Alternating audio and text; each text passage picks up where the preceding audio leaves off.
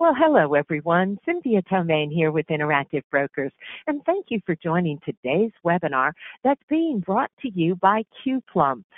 Topic today is why machine learning in finance is so hard.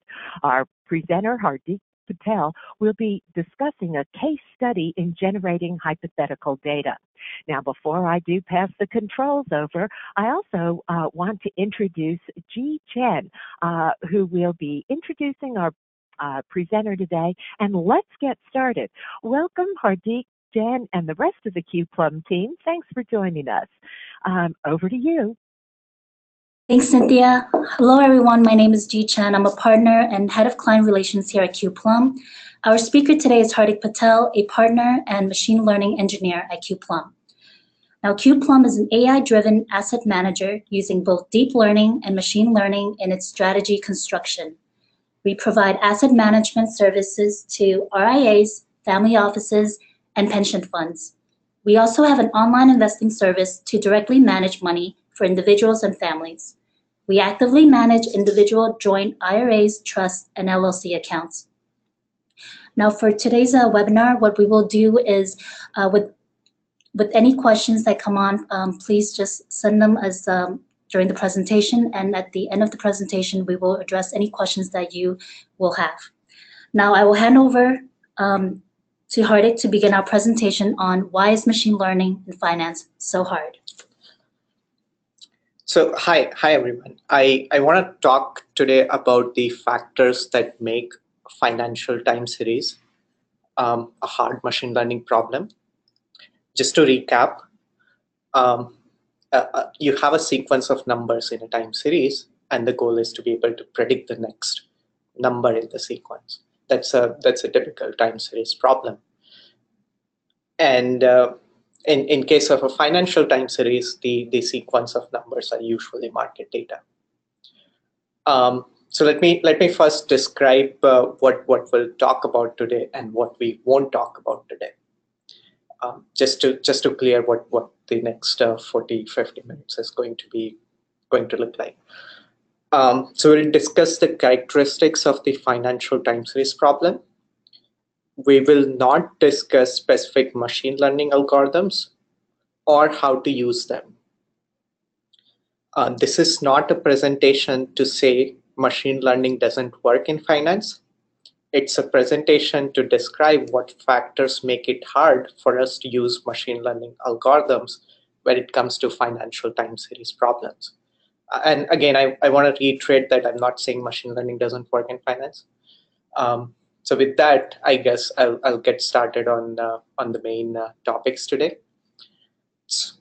I'll discuss 4 different aspects of the data set or the prediction problem that we are looking at that make it harder for us to apply machine learning.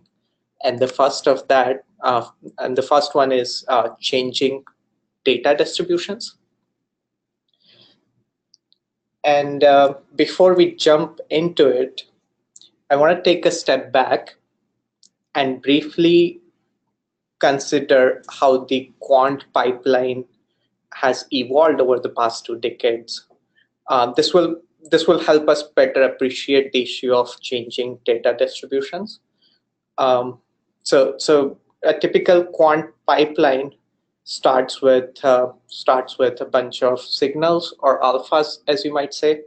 So you have you take a set of stocks or set of securities, and you want to rank them using that signal. That signal can be, let's say, a value signal or a momentum signal. And the next step in the quant pipeline is, of course, to go long in the top 10 or top 15 or so securities and go short on the bottom of the securities. If you're just doing the long only fund, then you can skip the short step. And this is what the quant pipeline has been for the last 20 years or so. But there used to be one big problem with this. The problem was is commonly known as look-ahead bias. That let's say you're trying to see if you could have. So let's take a concrete example here. Let's say if you want to see whether or not you could have predicted next 1 month return on January 1, 2010. Okay, so you use your value signal to rank your stocks, and then you try to rank different securities and try to make some prediction or go long or short. And turns out that a lot of people used to forget the issue that on that day you don't have access to you don't have access to data on January 1 or from that day onwards. So that look ahead bias used to be a very big issue back in the day. But over the years, people have identified that you don't have access to that. So when you're doing backtesting, most of us now are aware of this underlying issue and try to be mindful of not using data that's not in future. That's in future. Um,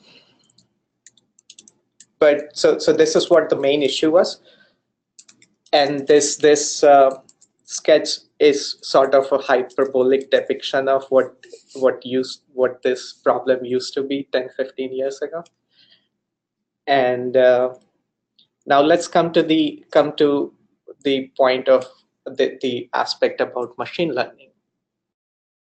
So where does machine learning come in? Machine learning, in most cases, as far as asset management is concerned, is just one of these alphas or one of these signals. So instead of a value signal, you have a machine learning model that sits there. So based on the machine learning model, you rank your list of stocks and see which one to take the position into. But there is a new problem that is almost as problematic as look-ahead bias, which is pertinent when it comes to complex machine learning algorithms. So I mentioned changing data distributions a few times now, but let's describe what exactly it is. So let's say you're approaching the image classification problem. In that, you have a training set, you have a validation set, and you have a test set, and then based on so the problem is, by looking at an image, can you identify whether there is a dog or not? And turns out that if you learn a machine learning model that identifies a dog in training images, it will more or less work almost exactly in the validation set as well as on the test set. And this happens because the underlying data distribution of the patch on which dog image is there, on the dog patch, is more or less similar. So in other words, you have a dog image. So it seems almost silly to be able to say that if you train a model to identify a dog in training image, you can identify a dog in test image. But that doesn't happen in Financial Times. It is, and this is what I say. What I mean by when I say changing data distributions is a big problem. So what ends up happening is that what you have seen in the past may not occur in future. In other words, what you may see in future may not have happened in the past that you have used to train your model. So the data distribution of the future days will be so different from the past that your model will probably not work at all, or in milder cases it will work at sometimes but not work other times. So simply dividing the data set into training, validation, and test isn't useful enough. That's the first step, of course, but look-ahead bias and all those things are not enough to prevent us from this problem of changing data distributions. So just to recap, what you may see in future might be completely different from the data set that you have fed to your model to train it, and that can be a big problem. In fact, in my opinion, that's one of the most common problem that I've seen so far when it comes to applying complex machine learning algorithms. And there is some empirical evidence as well to show why this might be happening. So in this paper, what the authors have done is that they've played around with image classification. So this is only specific to, so they've played around with neural networks, but this also applies to other complex machine learning algorithms in addition to neural networks. But what the authors have done in this paper is they fed in various types of data sets to the model. And what they noticed was that even if you feed completely random label for an image, a neural network will learn that, at least when it comes to the training set. But of course, because it's a random label, it will not, it's a completely random prediction when it comes to applying that to test set. So there is empirical evidence that neural networks are very good at learning data distributions.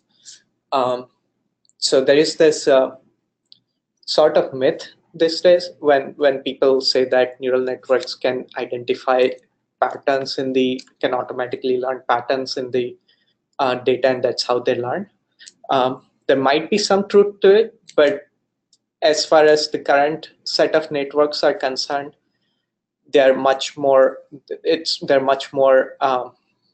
closer to learning data distributions than are closer to learning patterns in the data set.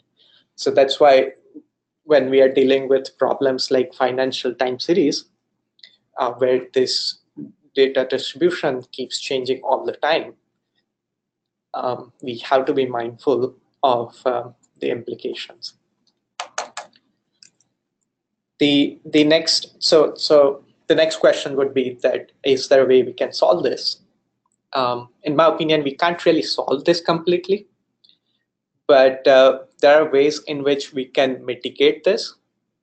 And one common, I mean, I wouldn't say it's common, but one practice that many people follow is called walk forward optimization. What it means is that let's say you take 5 years of data from 1990 to 1995 to train your model, and then you test it on 1 year data from 95 to 96. Then you move the window forward by 1 year, train a new model using 91 to 96, and then test your model on 97. And then again, you move the window forward to 92 to 97, and then to train your model and test your model on 98. So that way, so this doesn't solve the problem. It just mitigates it by going to a higher level. In this case, instead of building a model, you're building the way in which you build the model. So you're not just relying on one machine learning model, but you're basically betting on your methodology to create a model, or create multiple models in this case. So even though those issues might happen, if your methodology is robust enough across this multiple intervals, then it's likely to have more confidence in the way you go about building model, and when you actually have to deploy it to production. So that concludes the first of the 4 things that I'm going to discuss, and so we just discussed changing data distributions, why why they create so many issues when it comes to applying machine learning algorithms in finance. The next one is low predictive power. I guess most people do know about it, so it's not really new in the sense. It's just that it's just another reminder that because the data that you have inherently have very low predictive powers, it's very hard to be able to apply at least some of the algorithms that we see out there. So it's simple. So nobody really knows what's going to happen tomorrow, and that's what it means, that we just don't have enough information to be able to predict what's going to happen, and that just makes it harder for us to apply machine learning. I'll ignore the PUMDP word in this slide, but what it means is exactly what I said, that inherently there's just not enough information for us to be able to predict anything. So when people look at the accuracies of machine learning models trained on time series, it's far, far less than what you typically see in other domains. It has its own advantages as well. If you're slightly better than the other guy, then you can actually amplify the profits a lot, but that's a separate topic. For now, it's important to remember that low predictive power makes it harder for us to apply some of the algorithms. And again, just like the last last topic that we discussed, we can't really solve this. There's no way to solve this, of course, but there are ways we can actually go about to make progress in our journey to apply machine learning algorithms successfully. And so the main thing to consider is that applying or just trying to do general prediction is going to be very hard. In fact, it's going to almost always fail. But if you consider niche problems, then they are easier to deal with. And one of the common techniques to do niche problems is to focus on detecting regimes, and within each regime, you try to apply the machine learning model. So at this time, what we will do is launch our first poll question. And the question is, how would you solve the changing data distribution problem? And if you guys would just take about 30 seconds to select one of the following answers there.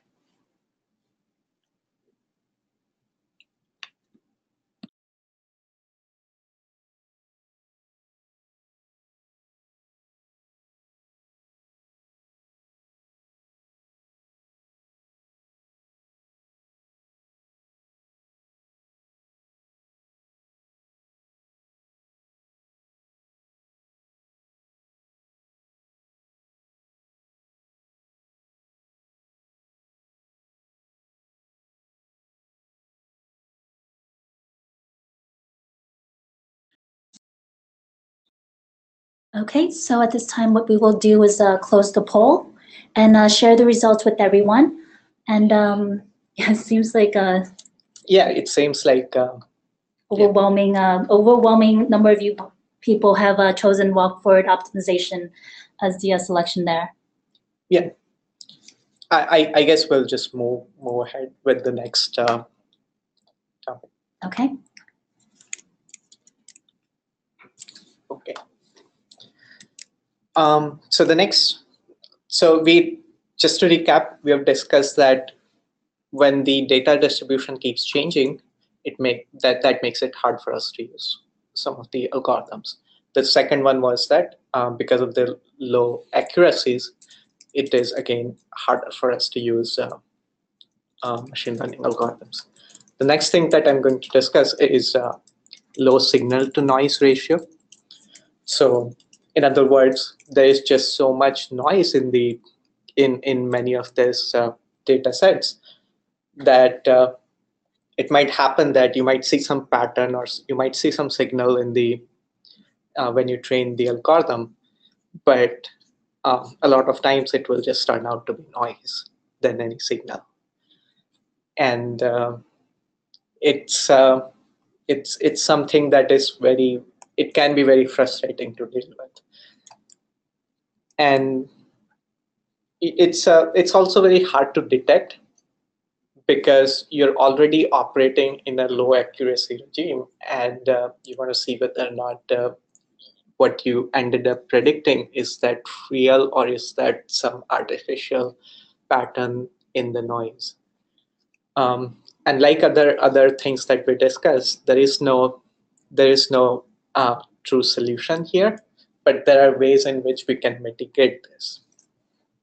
And the main way to do so, in my opinion, is basically to focus on model interpretability.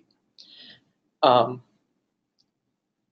it is a hard thing to do, actually, because the more complex the machine learning algorithms get, it just becomes harder to make them interpretable. But it's a necessary thing for us to be able to do, at least when it comes to taking huge bets.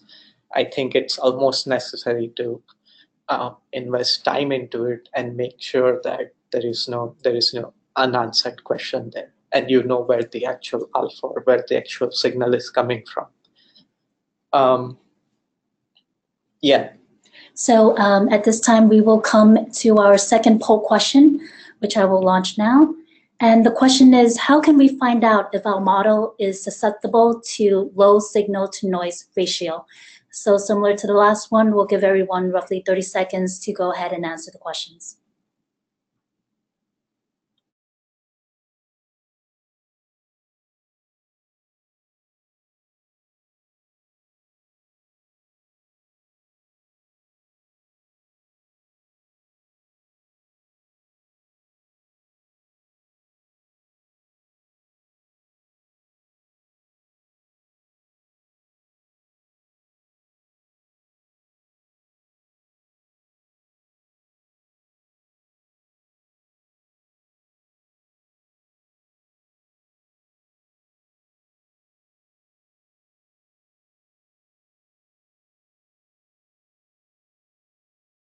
Okay, so what we'll do is close the poll now and share the results with everyone. And yeah, and it seems like most people have selected that if you test your model across different data samples, it's much more easier to see whether or not your model is actually detecting something useful or not. So what ends up happening in most cases is you basically generate your data sets by sampling out of some larger raw data set, right? So if you just create multiple such samples and test your model across different data samples, then it's much more, it's a very simple and effective way to test whether you're actually getting something or not. Okay. Okay, so let's come to the last of the four problems. Just like the first one, I'll probably spend about 10 minutes on this. And because the other two, low accuracy and low signal to noise ratio, I believe far more people actually know about that than let's say changing data distributions, or the fact that model accuracy is not correlated with the utility function. What this means is that at the end of the day, what we care about is sort of making money. We don't really have this training model or optimizing a model is just a proxy for it. And we have to be able to see whether that proxy is actually holding up or not, whether there is correlation between model accuracy and utility function, which would be in most cases optimizing returns for your portfolio.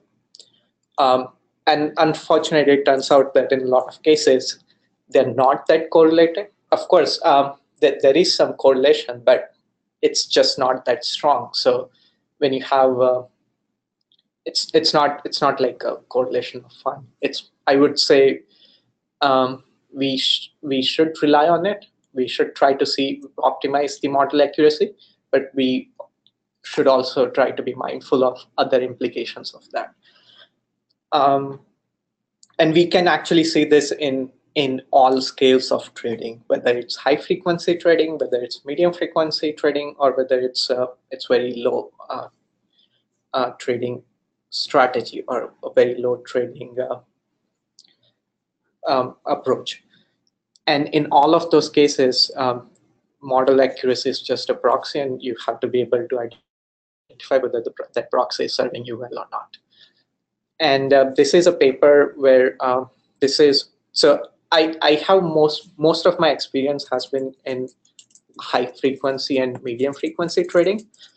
So I was actually surprised, and I had seen this happen all the time, that model accuracy, it can be misleading when it comes to actual returns.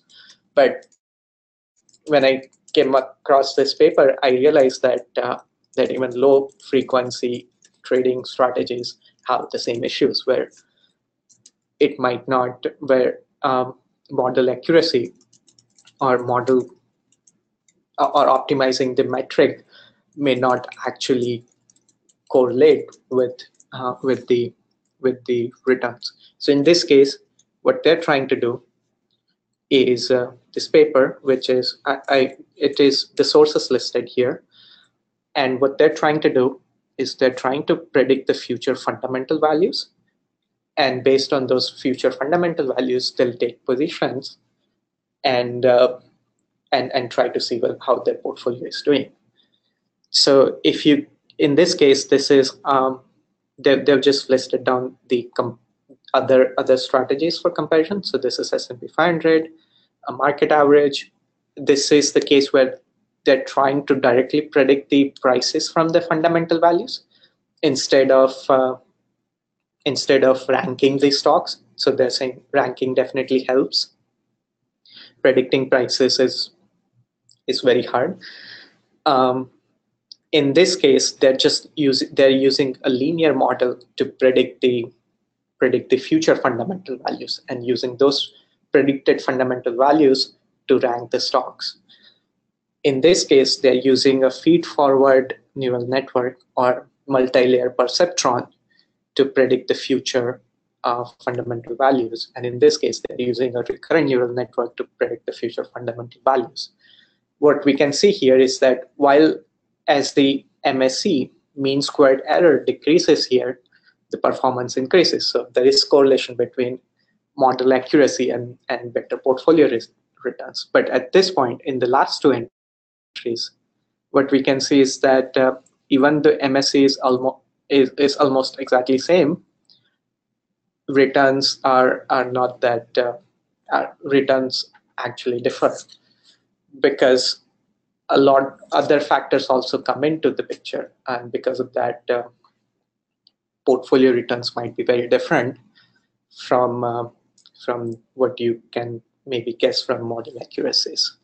So things like trading costs or tax implications, which they haven't really considered in this thing, and other factors that come in. And so the next natural question would be, why can't we just directly optimize whatever our utility function is? In other words, why can't we just optimize the portfolio returns, right? And we can actually do that. You can actually write down the utility function in terms of raw data. Like you can write down in terms of raw market data. You can also incorporate things like trading costs or things like tax implications or other aspects. Let's say you have a bias that you want to be more invested into equities as opposed to bonds. You can actually add that in the form of a utility function, and then use some optimizer like one of the quadratic solvers or something to directly optimize that function. But this isn't that popular because the optimization process is very unstable. This is being used, by the way. I've seen a lot of people use this, but the optimization process is often unstable and hard. And because of that, people end up simplifying the utility functions from time to time, and the more you simplify it, the more problematic it is, because it will just diverge from your main objective. So it's like one of the things that you can do. So again, if you use this method, it's not a machine learning model anymore. You're just directly using one of the optimization methods to directly solve your utility function. But it just turns out to be a hard problem. The next thing, there is another alternative to this, and you can use reinforcement learning to directly optimize your utility function. I'll just briefly describe what the reinforcement learning problem is. So in a reinforcement learning problem, you have an agent, which is the portfolio in this case. The agent can select an action to take at time t. The environment is sort of represented by a state vector st. So at time t, agent can see the state and decide an action to take. Let me recap. So agent in this case is the portfolio, and it can see on that day, whether or not on that day, the agent can see all the historical data. That is the state. Based on the state, the agent can decide to take an action. The action can be buy something, sell something, or do nothing. And after the action, the environment will give a reward next day with the PNL change and the next state information, which contains the next day's or that day's market data information. So the problem in this, so the underlying problem is to be able to learn a policy, to learn which action to choose given a state. Reward is not directly affected by the action, or not the immediate action, but it is possible the reward might be a result of an action maybe 10 steps back or 500 steps back. And so if you can learn a policy, that policy in this case is either buy something, sell something, or do nothing, then you can directly optimize the utility function. This doesn't suffer from the oversimplification issues we saw when we were in the previous slide, when we were exploring directly optimizing the utility function. But and reinforcement learning problems are naturally well suited for time series problems. But the only issue, and it's a sort of a fatal bottleneck, is that it requires high predictive power in the underlying data to be able to train an agent policy. And that's the reason we don't really see reinforcement learning portfolios at the moment. In the absence of that underlying predictability, it just ends up taking random actions. So, and it's almost like a monkey throwing darts in that case, because it's just random actions. And so that is so if you remember, I had mentioned the word POMDP in an earlier slide. So POMDP stands for partially observable Markov decision process. What it means is that it's a type of reinforcement learning problem where you don't have the full information to be able to predict something. You just have a partial information. So, which is what we talked about in the section about low accuracy. And that partial information, the nature that POMDP nature of this problem makes it hard for us to both apply reinforcement learning or apply standard neural networks or other complex machine learning algorithms when it comes to financial time series. And yeah, so this just to conclude, I discuss 4 different aspects of the financial time series problem that I've seen make life harder when it comes to applying machine learning problems. First was changing data distribution. The second one was inherently low predictive power in the data set. The third one was that was low signal to noise ratio. There's just a lot more noise there. And the fourth one was that often model accuracy and utility functions aren't correlated or not perfectly correlated. That is. So at this point, what we will do is launch our last poll question, and just let everyone take a moment to answer the question, which is, which out of the 4 problems discussed in the presentation is most serious in your opinion? So similar to the last 2, we'll give everyone 30 seconds to go ahead and select their answer.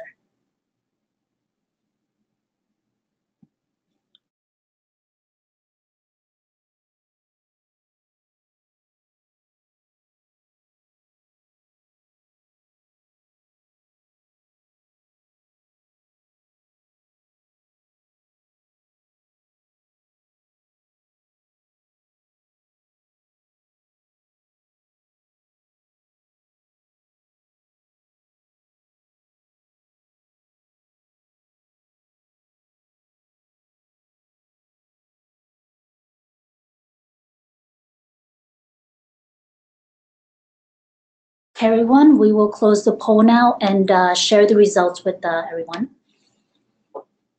And it's pretty close response, right? Yeah, it's just, I guess there is no right or wrong answer here. In my opinion, though, I find that at least in terms of the occurrences, the first one I've seen the most commonly occurring but least appreciated one, changing data distributions. The second one, low predictive power, is most commonly known, I would say, among people. And I've seen people immediately jump to using niche problems to do their predictions rather than apply machine learning on general problems.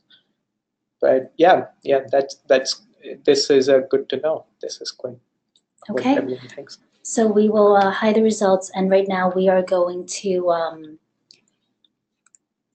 take any questions that you guys may have. So just send the questions over to the chat portion of the webinar, and we'll take the first question.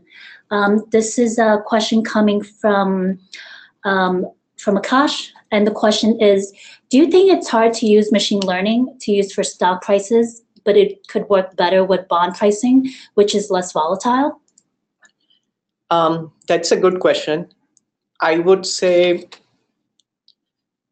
I don't know actually, but I would guess that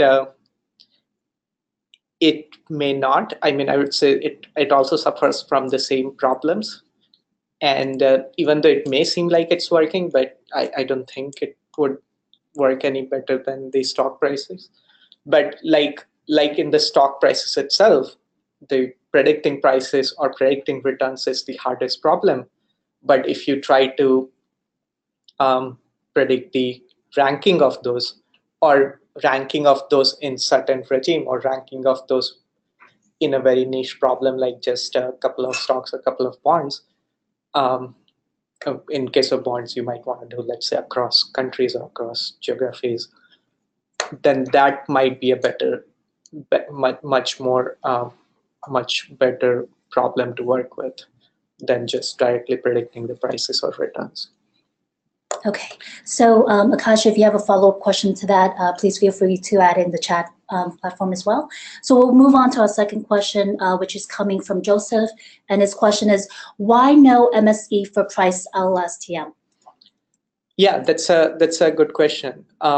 So I believe it is in reference to this particular figure, and the problem here was that they were trying to predict the future fundamental values, not future prices or not future returns. So that's why they did not put up because that's a completely different problem here, and that's why they didn't. Yeah, there is no MSE for that because the main problem is to be able to predict the future fundamental values rather than prices. So they're just different problems. Okay.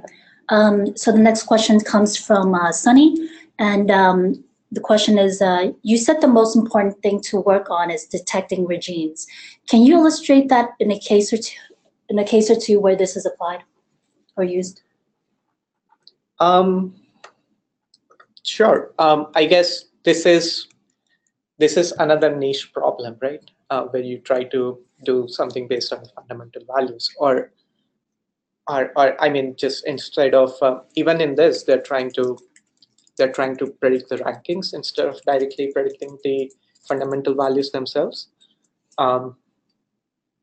Another common niche or common regime technique that people use is defined regimes by either volume or defined regimes by standard deviation or a combination of the two, and then focus on just those aspects and focus on getting what exactly is it that moves prices in when the stock is in that regime. And that's another commonly used technique. Okay, so the next question that we have comes from Albert, and the question is, given the need for many machine learning models to address numerous regimes, few for the better ways to combine the various machine learning model per regime into the final model.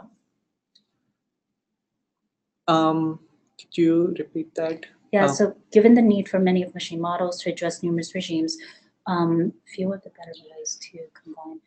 So I guess combining different regimes is something that people have been doing for last 20, 30 years.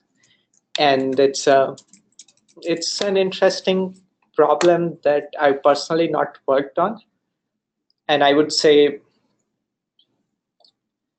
so I'm not something that I don't have anything useful to add apart from just the fact that I know people use people just take it as mixture of experts kind of thing, and based on how confident you are for each regime, you can just give weights according to that.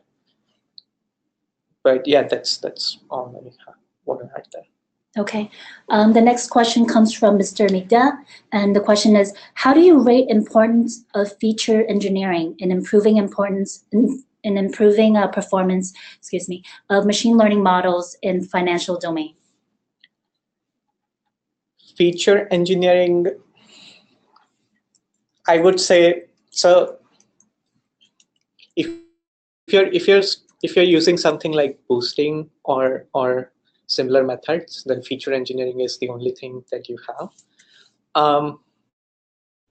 One of the very good things about some of the recent methods or neural networks is that you can actually train embeddings that have meaningful semantic information, and that I found, and most of the embeddings are trained using in an unsupervised method, and it often has useful semantic information that actually plays a good role when you're trying to predict when you're trying to use those trained embeddings in a supervised machine learning problems. So if you're using that, then maybe not as important as it used to be, feature engineering. Okay, our next question comes from Satish, and his question is, give an example of data distribution issues in stock market data. What should be the ideal data distribution for models to learn? So I'm just to be clear, when I was referring to data distributions, I meant it in a general sense rather than any specific distributions that you might learn in a statistics course. And the ideal data distribution is one that is consistent over both training and testing set, but that doesn't happen, so it is what it is. Okay, so next question comes from, I'm just trying to make sure that everyone gets their questions in with the first one. So next question comes from Michael, and this question is, how often or what percentage of the time approximately do you find that your optimization result was actually the model optimizing on a random data point? That is, your test and validation sets then show no predictive power, and you conclude that your machine learning algo over-optimized on a random data sample. Oh, more than 50% of time, actually. Yeah, it's yeah, I mean that's the there's a lot of back and forth in trying to make sure that what you actually learned is something. But yeah, that happens quite frequently. Okay, and then the next question comes from David, and his question is, would you agree or disagree with the view that the source of alpha is the detection of cognitive errors in the decision-making process of investors? And if you agree, should AI investing be directed towards this end? This is a very interesting question, and I like to think that yeah, it can be done theoretically, but like most things, so I've read a lot about the psychological biases that people have, and not just in when it comes to investing, but also in other forms of life. And it is a good, yeah, I guess someone should actually look into it. It might be possible to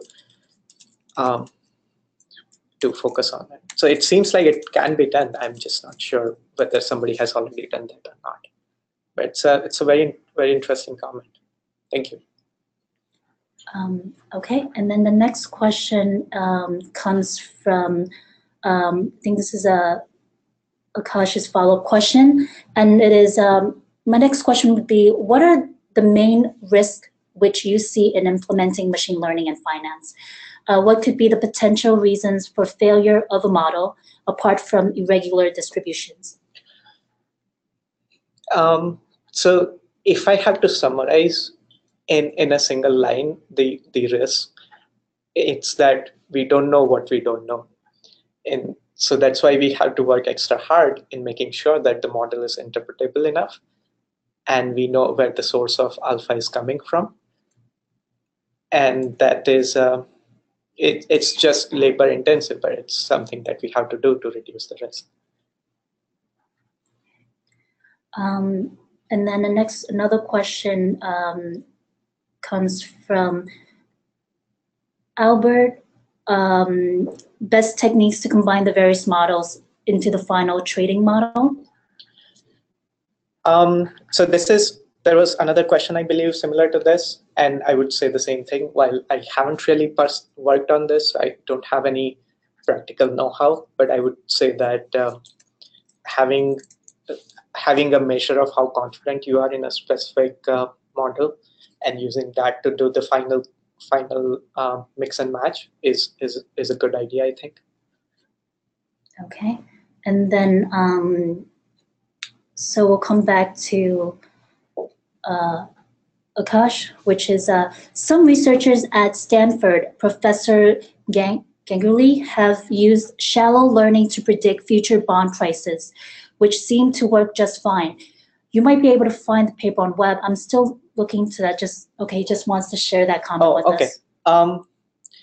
Yeah, I mean, there's definitely a lot of literature out there on using neural networks to be able to predict prices or predict returns and so on. I'm skeptical of most of the research papers out there, but of course, so for example, I did cite one research paper, but I would say I trust them more than others because I know that they've taken care of, for example, the way they are testing this, or the way they trained this, or is actually through walk forward method that they use walk forward optimization for that, and then they used they're actually focusing on a niche problem. They're also trying to see where is that actually coming from, where is the alpha coming from, and actually directly focusing on that. So instead of going ahead with predicting prices using an LSTM model, they're actually trying to optimize whatever the underlying alpha is. And yeah, because of that reason, I trust this more than other papers. But on most cases, I'm usually more skeptical. So it is possible that that paper might have some really good insights into how things work or how can one go about using it. But my general approach is of skepticism especially when it comes to research papers in financial markets. Okay, so our next question is a follow-up question, which Michael has brought up, and his initial question was, how often, what percentage of time approximately do you find that your optimization result was actually the model optimizing on a random data point? Now, Hardik has mentioned that it was 50%, if not greater, right? So his follow-up question was, if it's greater than 50%, which is so high, where your algo optimizes on a random variable, do you have ways to reduce that? It seems like a lot of time wasted on models that are keying on random variables. Are they too complex? So how do you want to? I would say that I was actually focusing on not just random variable doing that, but also other things, other underlying issues that can make that problem where you're seeing a really good result in training set, but doesn't really translate to the test set. Or when you do walk forward optimization, you realize that the method you're using to construct your models isn't really paying off. So it's not just random some variable that is actually causing it. Sometimes that is the case, but a lot of times it's something else. But the fact that you have to go back and without to let's say square one to reevaluate things is quite frequent. Okay, so Michael also brought up, are they too complex? Are they too good? Is this a result of trying too hard? Or do you just deal with the pain of going back and forth with over-optimized models keying on random data? So, I mean, if you've worked with